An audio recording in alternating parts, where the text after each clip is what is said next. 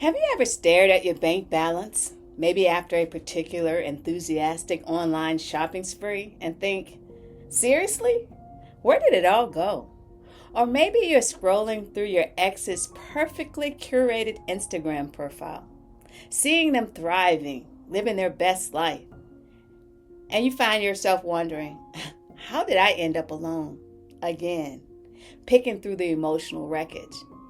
It's easy to blame bad luck or the economy or Pluto being in retrograde. But what if I told you it's none of those things? What if it's something far more fundamental? Something you've been actively, perhaps unknowingly, orchestrating yourself. It's seeds. Tiny, almost imperceptible decisions, thoughts, and actions you planted months, maybe even years ago, and completely forgot about. And right now, whether you like the thought of it or not, they're pushing through the soil, ready to burst in full bloom. The law of harvest isn't some dusty old proverb. It's a living, breathing, active force, and it's coming for you. Not someday down the line when you're ready, but today.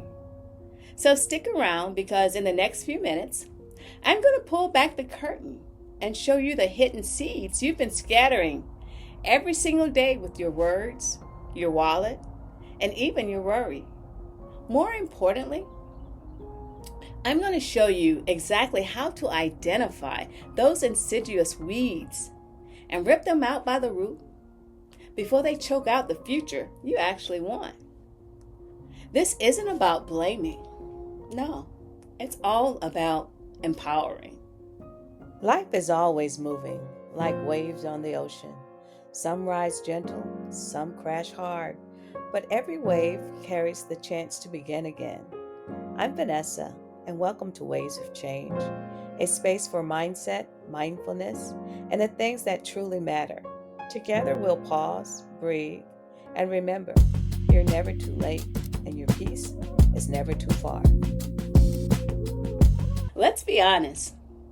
Most of us treat the phrase, you reap what you sow, like a cute, folksy cross-stitch hanging on grandma's kitchen wall. It's a nice sentiment, yeah. Something sweet to nod at, But it's not just a sentiment. It's not a quaint piece of wisdom to be admired from a distance. It's a spiritual and universal law, as brutally reliable and utterly indifferent as gravity itself. You don't get to decide if gravity works today, do you? You step off a cliff and you fall. End of story. The law of the harvest operates with that same unyielding certainty. Think about it. Galatians 6 and 7 doesn't mince words. It doesn't say maybe or usually or if you're lucky. It states with courtroom level certainty, do not be deceived. God cannot be mocked. A man reaps what he sows. That's a declaration, not a suggestion. It's a stark warning against the delusion that we can somehow game the system, that we can plant one thing and magically harvest another. You can't spend your days gossiping about colleagues and then genuinely expect unwavering loyalty and trust in return. The universe simply doesn't work that way. You can't scroll mindlessly through TikTok until 2 a.m. every night, feeding your brain a constant diet of fleeting dopamine hits, and then wake up expecting laser-sharp focus at 8 a.m. The input dictates the output. It's as simple and as profound as that. Whatever seeds you plant, you will get back. And here's the kicker, y'all. It always comes back multiplied. Farmers, the original practitioners of this law, understand this intimately. You plant a single kernel of corn. You don't wake up the next season to find a field full of pumpkins or pineapples. You wake up to a stalk of corn laden with multiple ears, each containing dozens of new kernels. The harvest is always bigger than the seed, yet somehow we humans convince ourselves that we can plant procrastination, apathy, and complaint, and then magically harvest promotion, success, and joy. It's a fundamental misunderstanding of how the world works. The universe, in its infinite wisdom, keeps perfect books. Every single transaction, every thought, every action, every intention is logged. And trust me, the invoice for your harvest always arrives on time. There's no escaping it, no deferring it, no declaring bankruptcy on cosmic debt. The bill will be paid one way or the other. So let's bring this down to earth and get super practical with it. Because this isn't just about grand life-altering decisions. It's about micro moments. Every single thought you entertain, every fleeting idea you allow to take root in your mind is a seed. Every dollar you spend, every financial decision you make, big or small, is a seed. Every direct message you send, every comment you leave, every interaction you initiate or avoid is a seed. These aren't just isolated events, they're active plantings. Let's unpack a few of these invisible cultivators. You scroll through social media seeing highlight reels of everyone else's seemingly perfect lives, and you let envy take hold. That's a seed of ingratitude, carefully sown in your subconscious. What do you think that will grow into? Not contentment, I promise you. It blooms into a relentless craving for a lifestyle you can't genuinely afford, a constant feeling of inadequacy, and a gnawing sense of dissatisfaction with your own abundant blessings. Or maybe you're at work, grabbing a coffee, and you casually complain about your spouse to a coworker. Oh, you know how they are. You sigh and you roll your eyes. That's a seed of disrespect planted right in the fertile ground of your marriage. Do that enough, and what do you get? A marriage that feels like a constant battle, a relationship you could barely stand because you've systematically undermined its foundation with small, seemingly harmless criticisms. And what about those harmless financial seeds? $5 a day on an overpriced latte might feel like a minor indulgence. Just a little treat, right? But until you actually do the math, you don't realize that that's $1,825 a year.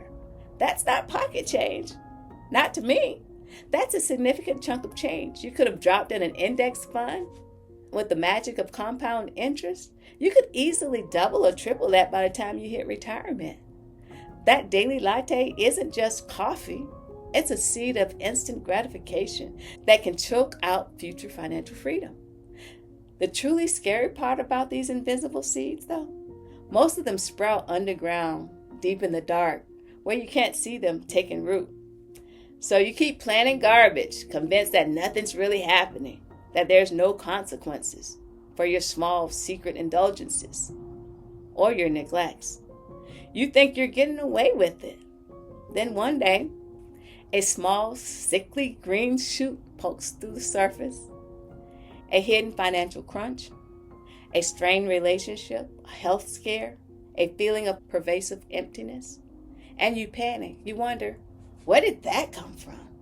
But by then, those roots are already 6 feet deep, intertwined with the very fabric of your life, making the task of extraction exponentially harder. It's not a sudden catastrophe. It's the inevitable harvest of countless tiny, unexamined plantings. So let's do a little bit of math. I like to call it our 90-day lag. It's a simple concept, but it's incredibly powerful. You hit the gym today, right? You crush your workout. Do you immediately look in the mirror and see bulging biceps and a six-pack? Of course not. That's not how biology works. But somewhere around day 90 of consistent effort, of showing up and putting in the work, you'll notice something. Your shirt feels differently. Your energy levels are higher. You feel stronger, more confident. The results aren't immediate, but they are absolutely inevitable. That exact same rule works in reverse, and it's far more insidious with seeds. You start ghosting your friends, making excuses, canceling plans, putting your phone on silent. Nothing dramatic breaks in 1 week. You might even feel a sense of relief, a little bit more free time. But then, about 90 days later, you're scrolling through your contacts, wondering why no one's reaching out. You're staring at a happy birthday text that never came, or an invitation you weren't included in, and you feel this hollow ache.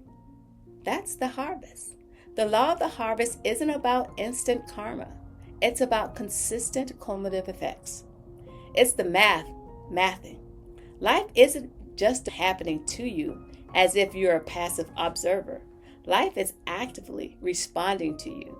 It's a mirror reflecting back what you've consistently put out. Ralph Waldo Emerson, that brilliant mind, summarized this truth with incredible precision. Sow a thought and you reap an action. Sow an act and you reap a habit. Sow a habit and you reap a character. Sow a character and you reap a destiny. This isn't just poetic language. It's a blueprint for how our lives unfold. Think about that chain. If you skip the first step, if you don't consciously choose your thoughts, if you allow negativity and limiting belief to run rampant, you're essentially sabotaging the entire chain before it even begins. You can't expect to build a destiny of purpose and joy if the foundational thoughts you're sowing are seeds of doubt, fear, and scarcity. But here's the empowering part. If you do the reps, if you consciously cultivate positive thoughts, translate them into intentional actions, forge those actions into empowering habits, and allow those habits to shape a resilient and principled character, then destiny isn't some predetermined fate.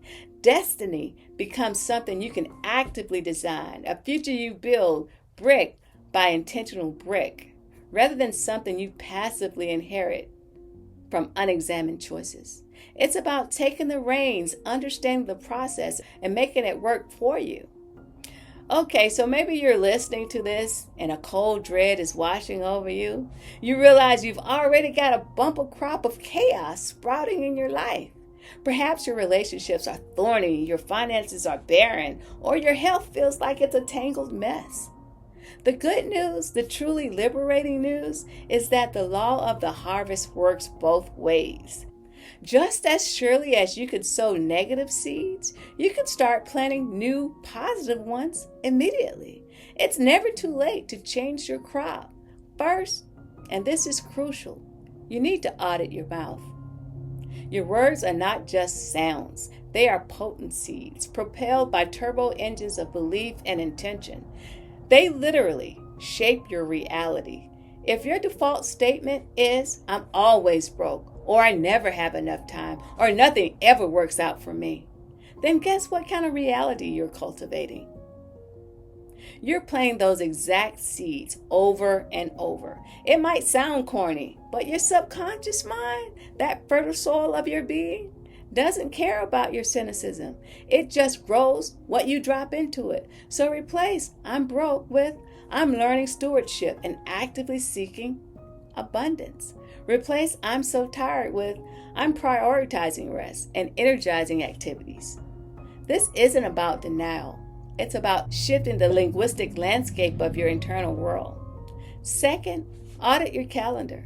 Your schedule is a blueprint of your priorities, a tangible representation of what you truly value.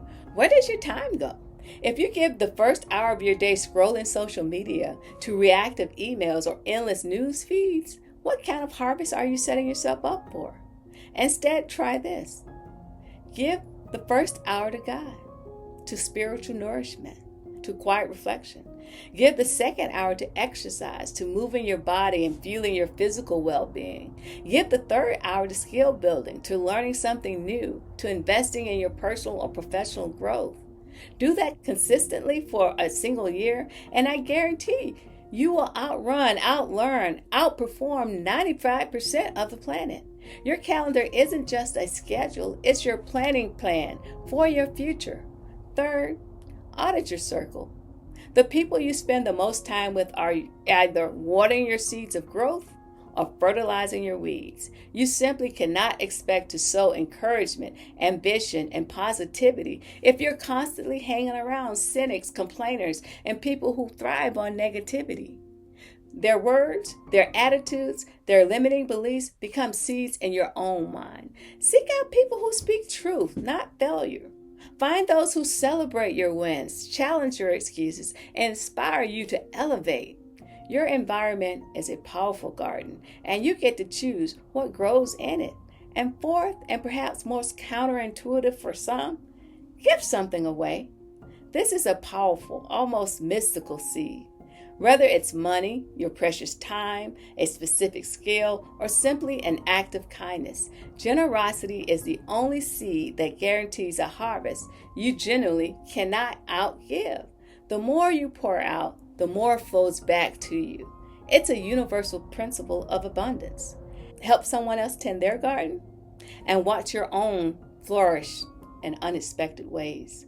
Giving isn't just charity, it's an investment and a boundless harvest. There's a crucial insight I want to tell you about. It's a trick that most people completely overlook in their quest for a better harvest. Consistency beats intensity. I talk about this all the time. A farmer doesn't plant 30 rows of corn on Monday, exhaust themselves, and spend the rest of the month yelling at the dirt, demanding the corn to grow. That's not how nature works. They plant a little bit every day, consistently, methodically, trusting the process. It's about daily drops beating monthly floods. Think about it. Trying to cram a month's worth of learning into one frantic weekend session is far less effective than just showing up 30 minutes every single day. Those daily drops, those small, consistent efforts create an unstoppable momentum. 10 pages of a book a day, that sounds tiny, almost insignificant. But do the math. 10 pages a day equals 3,650 pages a year. That's roughly 15 substantial business books. Do that for 5 years and you've absorbed the wisdom and knowledge from 75 books, more than your competition who are willing to wait for that mythical big chunk of time to read a book. While they're binge watching reality shows, you're quietly, consistently binge becoming a new reality. You're building an internal library of knowledge and insight that will pay dividends for years to come. And here's the kicker, the most miraculous part to me of the laws of harvest. The harvest always shows up bigger than the seed. Always. One tiny apple seed, so small you could hold it in between your fingers, grows into a mighty tree that drops thousands upon thousands of apples over a lifetime. One insignificant lie, a small distortion of the truth, can slowly erode trust and eventually cost a marriage, a career, a reputation. Conversely, one heartfelt apology, one small act of humility and vulnerability can begin the long, arduous, but ultimately restorative process of healing a broken relationship. The lesson, small isn't small, it's just early. Don't dismiss the power of small, consistent actions. Don't underestimate the cumulative impact of daily choices. Every small seed you plant today, good or bad, carries with it the potential for an exponentially larger future. The future you want isn't built in massive heroic leaps. It's built in the quiet, consistent cultivation of small, intentional seeds. If this message is hitting home for you, if you're feeling that undeniable resonance, then please smash that like button for me. It's a small seed you can plant that helps the algorithm carry this message to someone else's feed who truly needs to hear about this seed harvest concept. And if you're genuinely serious about reaping a new life, a life of intention and abundance, then subscribe to this channel and share this video with a friend who keeps complaining about their crop but just won't stop sowing complaints. Let's spread the truth together, y'all. Let me tell you a story about a buddy of mine, Marcus. Marcus is funny. For years, all he did was gripe about being single. All the good ones are gone, he'd say. Dating apps are a wasteland. When we looked at his online dating profile and what he was doing out there in the dating land, it became clear to me. He'd been planting seeds of ghosting, half-hearted efforts, and perpetual situationships. He'd bail when things got a little real, kept his options open endlessly, and avoided any genuine vulnerability. He was planting seeds of uncertainty, but expecting commitment, his harvest. Exactly what he was complaining about, a constant cycle of superficial connections and ultimately loneliness. But Marcus decided to flip the script. He started intentionally planting new seeds. He joined the local youth group as a volunteer, mentoring kids, which forced him to practice consistent presence and genuine care. He committed to transparent conversations in all his interactions, even the casual ones, practicing vulnerability. He started showing up. 6 months later, he met Lisa at a charity run. She wasn't looking for a player or someone with a perfectly curated online persona. She saw the fruit of his new seeds before he even fully recognized it. His commitment, his genuine interest in others, his newfound confidence and clarity, these were the blooms of his intentional seeds. They become part of his character. Same universal law, just a different field, yielding a dramatically different harvest. On the flip side, I remember my coworker, Jane, who casually sowed seeds of gossip, just a casual break room trash talk, nothing malicious, she thought. Little digs about colleagues, sharing rumors. It felt almost harmless to her, a way to bond, maybe even feel a little superior. But those seeds of negativity and distrust, planted over weeks and months, slowly began to take root. Within a year, Jane found herself mysteriously iced out of promotions she genuinely felt she deserved. Opportunities dried up, her influence evaporated. She was confused, thinking it was unfair, but the harvest isn't personal, it's purely botanical. You plant seeds of division, you reap isolation. You plant seeds of cynicism, you reap distrust. It's a scientific equation, not an emotional one. Change the seed, and you absolutely change the supper. It's an undeniable truth. Let's take it back to the Bible for a second.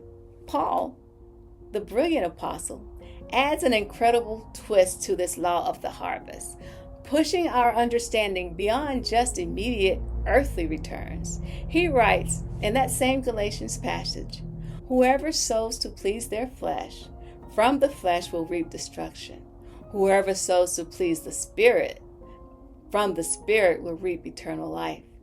This isn't just about making good choices for a better life here and now. It's about long-term compound interest on an eternal scale.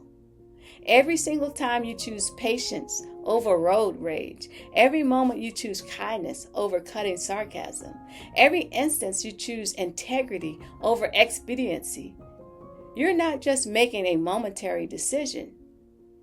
You're depositing into an account that far outlives your heartbeat.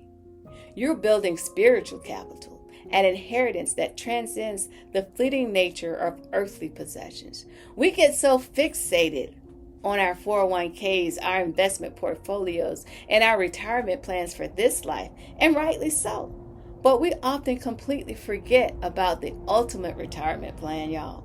The one that never runs dry, the one that guarantees a return far beyond anything we can imagine.